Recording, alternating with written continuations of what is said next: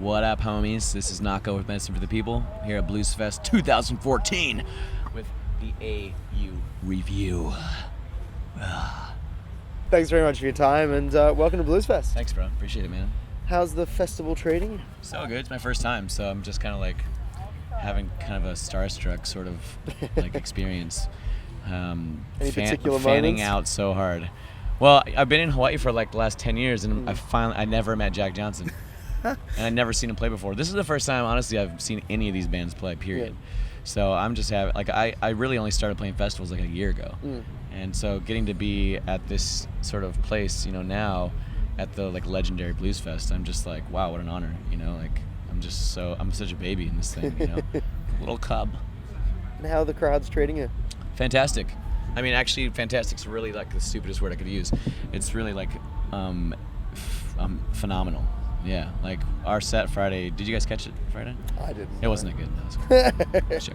It was yeah. I mean, we had. It was like I couldn't see little spots in the crowd that there wasn't anybody there. It was just packed. Yeah. And so that was exciting. You know, and the amount of love and support that we're getting from production and from all the people back behind the scenes here, and then also all the people that are coming to see us play just is great. You know, like I feel super honored. Yeah. Well, I'm glad to hear it, and you know, I've been hearing your name floating around a lot with people, whispers, and you're like tacos. Oh, where's that? Where can I get these? They sound delicious. Fish tacos. Musically, you've had a couple of EPs out in the last year or two, and you know, where are you at now with kind of what's coming next, and how are you feeling about what's already come out, I guess? Yeah. Let's see.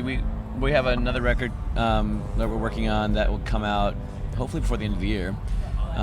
It's just chapters of life, you know. It's all storytelling, so it's just the next chapter, I guess, in the storytelling of our whole movement. But it's been good. I mean, our last record we put out last spring, and it really has carried us, and it's also carried just the story of what we're about, you know.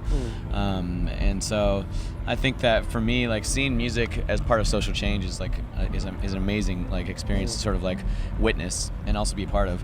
So just the amount of ground we've covered, I guess, and that we will also cover this year with the places that we're getting to to offer our music at is just really cool. And yeah, I'm just really proud of us as a team, but also just as like people that believe in what we're doing. It's just inspiring to see where we're going. Where is it taking you this year? We're gonna go to the moon. Actually, we got booked to the moon gig. You guys ever been there? No? Okay, well, that's cool. Now we're doing a lot of festivals this year, which is great. We toured with Xavier Rudd last year, and with a reggae band called Soja, and a bit with Michael Franti actually. And so this year we're just kind of teaming up and staying a little bit out of the van and just doing the festivals, which is great because there's some good ones out there that really need to have us come and, you know, gather the vibes and gather the tribes. So we're going all over the country. I'm going to Israel actually after this. Wow. Which is gonna be cool. I've never been there, but they've asked me to come out and bring the music out there, and yeah, so we'll just be all around the States after this tour in Australia, but yeah. You mentioned you toured with Xavier Rudd, fellow Australian. Yes. What was that experience like? Hilarious. Yeah. No, hilarious meaning that like he and I just caused too much trouble together. But as on the spiritual path of, like, you know, community and music and activism, you know, I couldn't have asked for a better first support act. You know, to tour with. Like, you know, it was my first time touring with another band, so it was just like amazing, you know. And he's just such a good guy, you know, and taught me so much. Taught me the ropes to the whole thing. Did he teach you the didge? Didn't teach me the didge. No, but many other things. Yeah. I'm sure it's a long list. It's a long list. I mean, he's a good wrestler. We won't go into that. We won't touch that one. But you've also got a few more dates in Australia after Bluesfest. We'll be at the brewery on Tuesday. It's an anti-fracking gig. It's in support of the guys down at Bentley. And then I think we're in Sydney on Wednesday, I think. And then, or no, I forget which comes first, but I know we're doing like Sydney, Melbourne. We're doing Melbourne with Michael Franti, and then Port Macquarie, and I think that's it. I could be wrong. It's all on Nahko.com, but we'll put it up on. I think it's on the Bluesfest website as well. So, it is. Yeah, it is. Yeah. Well, we'll put it from bluesfesttouring.com. Yeah. And you know, you mentioned, you know, music for activism, and you know, in the 70s and 60s they said this isn't going to last, and here we are 2014, and music is still there to make a difference. And you know, what do you think is the future of music, you know, for activism? I would say, I mean, it's nice because I think that people still care. You know, this generation, you know, really cares about the next 7. You know, and I think that in sort of like in our DNA, the remembering of that music has been our way of praying in our ancestry for so long. And so it's really just a call to action, you know.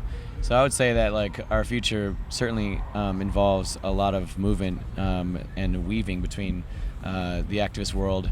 And I'm not talking about like, oh my God, I'm up there with a sign like protesting, you know. It's like people who are activated in the music industry.